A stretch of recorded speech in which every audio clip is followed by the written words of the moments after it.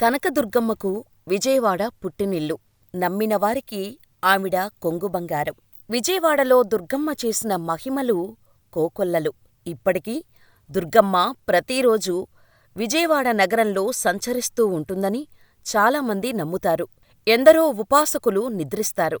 వారికి కొండమీద రాత్రి గజ్జెల చప్పుడు వినబడుతుందని చెబుతారు కూడా. అమ్మ తిరుగుతుంది అని చెప్పటానికి ఎన్నో సాక్ష్యాలు ఉన్నాయి. అది 1955 విజయవాడలో మారుతి టాకీస్ జనంతో కిక్కిరిసిపోయింది. ఎందుకంటే ఏఎన్నార్ నటిస్తున్న రోజులు. మరాయి సినిమా విడుదలై సూపర్ హిట్ టాకుతో దూసుకుపోతుంది. దీంతో వెంకన్న అనే ఒక రిక్షా కార్మికుడు కాయకష్టం మీద బతికేవాడు. రిక్షాను మారుతి టాకీస్ దగ్గర పెట్టి ఎవరైనా వస్తే ఎక్కించుకుని వెళ్ళటానికి ఎదురుచూస్తుంటాడు. అలా ఒకరోజు రాత్రి ఆట ముగిసే సమయంలో మారుతి టాకీస్ సినిమా హాల్ దగ్గర ఉండగా సినిమా హాల్ నుంచి ఒక పెద్దావిడ ఎర్రచీర పెద్దబొట్టుతో వచ్చి రిక్షా ఎక్కి ఇంద్రకీలాద్రి దగ్గర దింపమని అడుగుతుంది. అక్కడి నుండి ఆయన రిక్షాల్లో వస్తూ ఉండగా ఆవిడ మాట్లాడుతూ, బాబూ, సమయం 12 కదా, మొత్తం చీకటిగా ఉంది. అర్ధరాత్రి దుర్గమ్మ గ్రామ సంచారం చేస్తుంది కదా, నీకు భయం ఉండదా? అంటే దానికి కార్మికుడు ఇలా సమాధానం చెప్పాడు. మా తల్లి, మా అమ్మ దుర్గమ్మ తల్లి దగ్గర బిడ్డలకు భయమెందుకు అంటాడు. కొంత దూరం వెళ్ళగా ఇంద్రకీలాద్రి గుడి రాగానే ఆయన ఏ ఇంటికి వెళ్ళాలమ్మా అనగా వెనకనుండి సమాధానం లేదు. ఏంటి అని వెనక్కి తిరిగి చూడగా రిక్షాలో ఆమె లేదు. రిక్షాలో లేదేంటి అని చుట్టూ చూడగా పక్కనే ఉన్న అమ్మవారి గుడిమెట్లు ఎక్కుతూ కనిపిస్తుంది. అదేంటమ్మా, డబ్బులు ఇవ్వలేదు అని కార్మికుడు అడగగా, నీ తలపాగాలో పెట్టాను చూడు అంటుంది. అందులో చూసుకోగా అమ్మవారి బంగారు గాజు 10 రూపాయలు ఉంటాయి. ఆయనకు వెంటనే అర్థమవుతోంది. రిక్షా ఎక్కింది ఎవరో కాదు, అమ్మలగన్న అమ్మ ఇంద్రకీలాద్రి దుర్గమ్మ అని. దాంతో ఒక్కసారిగా ఆనందంతో వెర్రి కేకలు వేయడం మొదలుపెడతాడు. చుట్టుపక్కల ఉన్నవాళ్ళు అందరూ వచ్చి ఏమైందని అడగగా వారికి జరిగిందంతా చెప్పి బ్రాహ్మణ వీధిలో ఉన్న అమ్మవారి ఉపాసకులకు అమ్మవారే నా రిక్షా ఎక్కారని వివరించాడు. అమ్మవారు విజయవాడలో తిరుగుతుంది అని చెప్పటానికి ఇలాంటి సంఘటనలు ఎన్నో ఉన్నాయి. విజయవాడలో కనకదుర్గమ్మ ఎలా వెలిసింది? ఆలయాన్ని ఎవరు నిర్మించారు? ఎప్పుడు కట్టారు? అమ్మవారి కొలువై ఉన్న కొండకు ఇంద్రకీలాద్రి అనే పేరు ఎలా వచ్చింది? దుర్గమ్మ ముక్కుపుడకకు కృష్ణానదికి ఉన్న సంబంధమేమిటో తెలుసుకుందాం. పూర్వకాలంలో ధనువు పుత్రులైన రంభుడు, కరంభులు సంతానం కోసం ఈశ్వరుని గురించి ఘోర తపస్సు చేస్తారు. కరంభుడు నీటిలోనూ, రంభుడు అగ్నిలో కూర్చొని తపస్సు చేస్తుంటారు. వీరికి సంతానం కలిగితే లోక వినాశనం తప్పదు అని భావించిన ఇంద్రుడు వారి తపస్సును అడ్డుకునేందుకు ప్లాన్ చేస్తాడు. అగ్నిలో కూర్చొని తపస్సు చేస్తున్న రంభుడిని ఏం చెయ్యడం కుదరదని భావించిన ఇంద్రుడు మొసలి రూపంలో వచ్చి కరంభుని సంహరిస్తాడు. సోదరుని మృతితో రగిలిపోయిన రంభుడు తన తల నరుక్కొని పరమేశ్వరుడికి అర్పించటానికి సిద్ధమవుతాడు. అప్పుడు శంకరుడు అతనికి ప్రత్యక్షమై వరం కోరుకోమన్నాడు. పుత్రసంతతి లేని నాకు నువ్వే 3 జన్మల పుత్రునిగా జన్మించాలి అని కోరుకుంటాడు. ఈ బిడ్డ ముల్లోకాలను జయించేవాడు, వేదాంగ విధుడు, కామరూపుడు, దీర్ఘాయుష్మంతుడు కావాలి అని రంభుడు పరమేశ్వరుణ్ణి వరం కోరుకుంటాడు. ఈశ్వరుడు భోలా శంకరుడై రంభుడికి ఆ వరం ప్రసాదించాడు. దీంతో రంభుడు ఇంటికి తిరిగిపోతూ రాక్షస స్వభావుడైన రంభుడు దారిలో ఒక మహిళను చూసి దానితో బలత్కారం చేస్తాడు. ఇలా రుద్రుడు తన అంశంతో ఆ మహిషి గర్భంలో ప్రవేశిస్తాడు. కొంతకాలానికి మహిషాకారంతో బిడ్డ జన్మిస్తాడు. అతడే మహిషాసురుడు. అతను మహాబలవంతుడై ఇంద్రుని జయించి స్వర్గాధిపత్యం పొంది ముల్లోకాలన్నీ గజగజలాడిస్తూ ముల్లోకాలను భయభ్రాంతులకు గురిచేస్తూ ఉంటాడు. ఒకసారి మహిషాసురుడు కాత్యాయన మహర్షి ఆశ్రమానికి వెళ్ళి అక్కడ స్త్రీరూపం ధరించి మహర్షి శిష్యుని బాధిస్తూ ఉండటంతో మహర్షి ఉగ్రుడై స్త్రీ చేతిలో నీకు మరణం సిద్ధిస్తుందని శపిస్తాడు. అయినా మహిషాసురుడు తన దుష్టబుద్ధిని వదలలేడు. స్త్రీలను, సాధు పుంగవులను, దేవతలని, ఋషులను బాధిస్తూనే వచ్చాడు. అప్పుడు దేవతలంతా కలిసి ఆదిశక్తిని ప్రార్థిస్తారు. ఆ దేవి ఉగ్రచండి అనే పేరిట ఉద్భవించి మహిషాసురుణ్ణి సంహరించింది. మరో జన్మలో మళ్ళీ ఈ మహిషుడు రంభుడి పుత్రునిగా పుట్టి తన దానవ నైజంతో దేవతలని పీడిస్తూ ఉంటే ఆ దేవతల ప్రార్థనపై ఆదిశక్తి భద్రకాళి రూపంలో అవతరించి మహిషుని ముట్టుపెట్టింది. మూడవ జన్మలో ఈ మహిషుడు ఘోర తపస్సు చేసి బ్రహ్మ వసువురాలు పొంది ఇష్టానువర్తిగా వ్యవహరిస్తూ లోకపీడితుడయ్యాడు. ఆ మహిషునికి ఒకరోజు మహాకాళి తనని ఒడిసిపట్టి తన తల నరికి రక్తపానం చేస్తున్నట్టు భయంకరమైన కల వచ్చింది. అందుకు కంపితుడై మహిషుడు భద్రకాళిని గూర్చి ఘోర తపస్సు చేశాడు. అప్పుడు దేవి ప్రత్యక్షమైంది.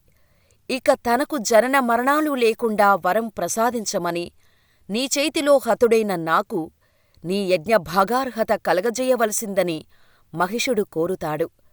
అప్పుడు జగన్మాత, మహిషా, నువ్వు రుద్రాంశ సంభూతుడవు. నాకు వాహనం కావటానికి బ్రహ్మ నిన్ను సృష్టించాడు. ఇక నువ్వు నా వాహనంగా ఉండి నేను నిలిచిన చోట పాదాక్రాంత శరీరుడవై నా సన్నిధిని నిలిచి ఉంటాను అని దేవి పలికింది. ఆ తర్వాత మహిషుడికి మళ్లీ జగన్మాత మాయ కప్పటంతో మళ్లీ అసురచేష్టలకు పూనుకొని దేవతలను, మునులను పీడిస్తూ ఉండటంతో దేవతల ప్రార్థనపై మరో శక్తి శ్రీ కనకదుర్గామాత రూపం ధరించి సపరివారుడైన మహిషాసురుణ్ణి సంహరిస్తుంది. ఇలా మహిషాసురుని కర్ణాటకలో చాముండి హిల్స్ మీద అంతం చేస్తుంది. ఇలా ఆ తరువాత అమ్మ విజయవాడ ఇంద్రకీలాద్రికి వచ్చి వెలిసిందని చరిత్ర. అమ్మ ఇంద్రకీలాద్రిపై వెలవటానికి కూడా ఓ పురాణం ఉంది. పూర్వం కీలుడు అనే యక్షుడు ఆదిపరాశక్తి అయిన దుర్గాదేవి గురించి తీవ్రమైన తపస్సు చేశాడు.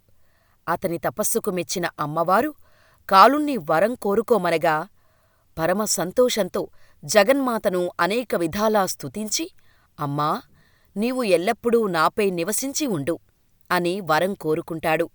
అప్పుడు దుర్గాదేవి, ఓ యక్షా, నీవు పరమ పవిత్రమైన ఈ కృష్ణానది ఒడ్డున పర్వత రూపాన్ని ధరించు. కృతయుగంలో అసుర సంహారానంతరం నేనే నీ పర్వతం మీద కొలువుంటాను అని వరం ప్రసాదిస్తుంది. ఇలా కీలుడు పర్వత రూపాన్ని పొంది దేవి ఆవిర్భావం కోసం ఎదురుచూస్తుంటాడు. ఇలా కృతయుగంలో దుష్టధనుజుడైన మహిషాసురుణ్ణి సంహరించాక దుర్గాదేవి కీలుడికిచ్చిన మాట ప్రకారం మహిషాసుర మర్దిని స్వరూపంతో కీలాద్రి మీద ఆవిర్భవించింది. స్వర్ణమయ కాంతులతో సూర్య సమప్రభలతో ప్రకాశిస్తున్న ఆ మహిషాసుర మర్దని కొలువున్న కీలాద్రి పర్వతం మీదకు ఇంద్రాది దేవతలంతా వచ్చి నిత్యం దేవికి పూజలు చేయసాగారు. ఆనాటినుంచి ఈ కీలపర్వతానికి ఇంద్రకీలాద్రి అని పేరు వచ్చింది. దుర్గాదేవి కనకవర్ణంతో అవతరించటం వల్ల ఈ పర్వతం కనకాచలమైందని పురాణం. ఇలా వెలసిన అమ్మవారి దగ్గర పరమేశ్వరుణ్ణి కూడా కొలువు ఉండేలా చెయ్యాలనే సంకల్పంతో బ్రహ్మదేవుడు పరమనిష్టతో శతా అశ్వమేధయాగాన్ని చేస్తాడు. దీంతో బ్రహ్మ చేసిన యాగానికి మెచ్చిన పరమేశ్వరుడు విజయవాడ కొండపై జ్యోతిర్లింగ స్వరూపంతో బ్రహ్మదేవుడికి దర్శనమిస్తాడు. ఇలా ఇంద్రకీలాద్రి మీద దివ్య జ్యోతిర్లింగ స్వరూపుడై జటాజూటాధారి బ్రహ్మను అనుగ్రహించాడు. ఆ విధంగా బ్రహ్మచే ప్రథమంగా మల్లికా పుష్పాలతో అర్పించబడిన కారణంగా ఆ స్వామికి మల్లేశ్వరుడు అనే పేరు వచ్చింది. కాలక్రమంలో కలి ప్రభావం వల్ల జ్యోతిర్లింగం అంతర్నిహితమై ఉండటాన్ని చూసిన శ్రీ ఆదిశంకరాచార్యులవారు కనకదుర్గాదేవికి ఉత్తర భాగంలో మల్లేశ్వర లింగాన్ని పునఃప్రతిష్ఠించారు. ఆనాటినుంచి మల్లేశ్వర స్వామి కూడా ఎంతో వైభవంతో జనులందరిచేత అర్చింపబడుతున్నాడు. పురాణాల ప్రకారం విజయవాడ కనకదుర్గమ్మ ఆలయాన్ని అర్జునుడు నిర్మించాడని చెబుతారు. పాండవుల్లోని అర్జునుడు ఇంద్రకీలాద్రి దగ్గర తపస్సు చేసి పరమేశ్వరుని నుంచి పశుపతి అస్త్రాన్ని పొందినట్టు పురాణం ఉంది. అర్జునుడు చేసే యుద్ధంలో విజయం దక్కాలని పరమేశ్వరుడిని కోరతాడు. అందుకే ఈ ఊరికి విజయవాడగా పేరొచ్చింది. ఈ దుర్గామల్లేశ్వర దేవాలయాన్ని 8వ శతాబ్దంలో నిర్మించినట్టు కొన్ని ఆధారాలు ఉన్నాయి. అయితే ఈ ఆలయ నిర్మాణానికి సంబంధించిన మరికొన్ని కథలు కూడా ప్రాచుర్యంలో ఉన్నాయి. పూర్వం విష్ణుకుండిన రాజు మాధవవర్మ బెజవాడ నగరాన్ని పాలించేవాడు. ఆయనకు చాలా కాలం తర్వాత పుత్రుడు జన్మిస్తాడు. పుత్రుడు తండ్రి మాధవవర్మలాగా నీతి, నిజాయితీ, ధర్మంగా ఉండేవాడు.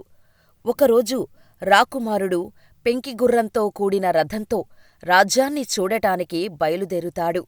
ఆ గుర్రాన్ని అదుపు చెయ్యలేకపోతాడు. ఆ గుర్రం చాలా పొగరుబోతు.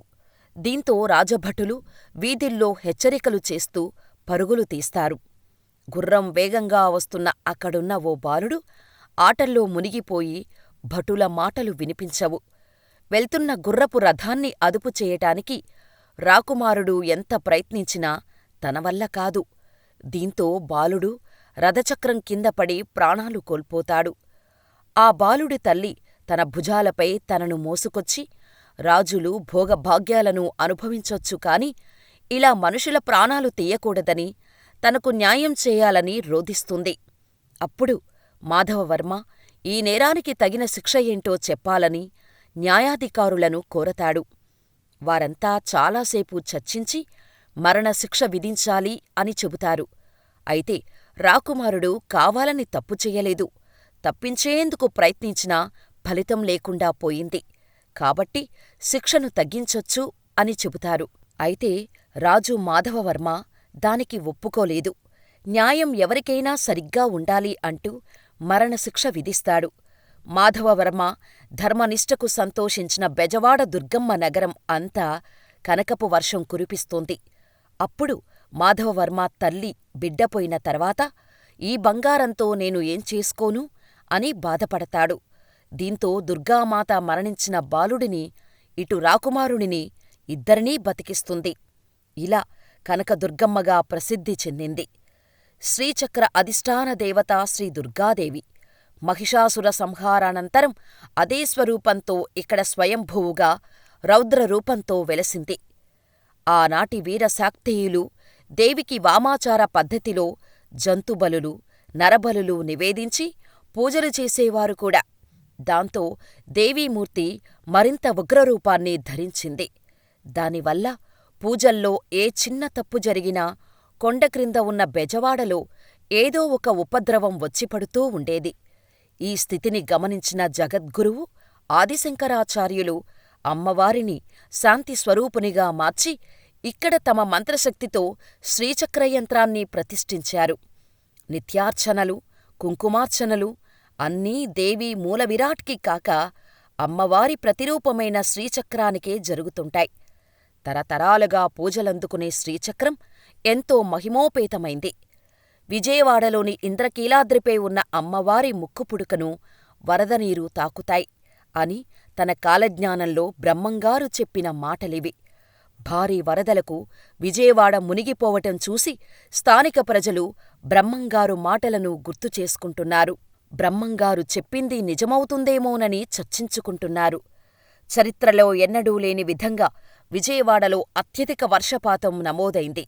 దీంతో కృష్ణానది ఉగ్రరూపం దాల్చుతుండగా కరకట్ట పక్కన ఉన్న చంద్రబాబు ఇంట్లోకి కూడా వరదనీళ్లు చేరుకున్నాయి. ఇళ్లల్లోకి నీరు చేరుకోవటంతో వేలాది మంది ప్రజలు నిరాశ్రయులుగా మారారు. రోడ్లన్నీ చెరువులను తలపిస్తుండటంతో జనజీవనం పూర్తిగా స్తంభించింది. ప్రజలు ఇంటినుంచి బయటకు రావటానికి కూడా జంకుతున్నారు. ఇలాంటి పరిస్థితి బెజవాడలో ఎప్పుడూ రాలేదని ప్రజలు చర్చించుకుంటున్నారు. సో అసలు దుర్గమ్మ ముక్కుపుడక వెనుక ఉన్న పురాణ కథ ఏమిటో తెలుసుకుందాం. కీలుడు తనకు శాశ్వతత్వం ప్రసాదించమని దేవిని కోరటంతో పర్వతరూపంగా మారితే తాను దానిమీద నివాసమేర్పరచుకుంటానని చెప్పటంతో కీలుడు పర్వతరూపంలోకి మారిపోతాడు. అయితే అటుగా సముద్రం వైపు పయనిస్తున్న కృష్ణవేణికి ఇంద్రకీలాద్రి పర్వతం అడ్డొస్తుంది. దీంతో నాకు కొంచెం దారిమ్మని కృష్ణానది ప్రార్థించటంతో కనకదుర్గమ్మ కరుణించిందని చెబుతారు. ఇలా బెజ్జం మార్గం ద్వారా కృష్ణవేణి ముందుకు పయనమైందని చెబుతారు. అందువల్లే ఈ ఊరు బెజ్జంవాడ అని పేరు. అదే తర్వాతి రోజుల్లో బెజవాడగా రూపాంతరం చెందిందంటారు. అయితే దుర్గాదేవి చేసిన సహాయానికి ప్రతిగా కృష్ణవేణమ్మ ముక్కుపుడకను కనకదుర్గాదేవి అరువు తీసుకుందని, అది తిరిగి ఇవ్వక్కర్లేకుండా తాను కొండమీదకు వెళ్ళి అక్కడ ఆవాసం ఏర్పరచుకుందని అంటారు. దీంతో కృష్ణవేణి శపథం చేసిందట. కలియుగాంతానికి తాను కొండమీద కెగసి తన ముక్కుపుడక తీసుకుంటానని పురాణ కథ ఉంది. ఇదే విషయాన్ని విజయవాడలోని ఇంద్రకీలాద్రిపై ఉన్న అమ్మవారి ముక్కుపుడకను వరదనీరు తాకితే ప్రళయం వస్తుందని బ్రహ్మంగారు కాలజ్ఞానంలో కూడా చెప్పారు.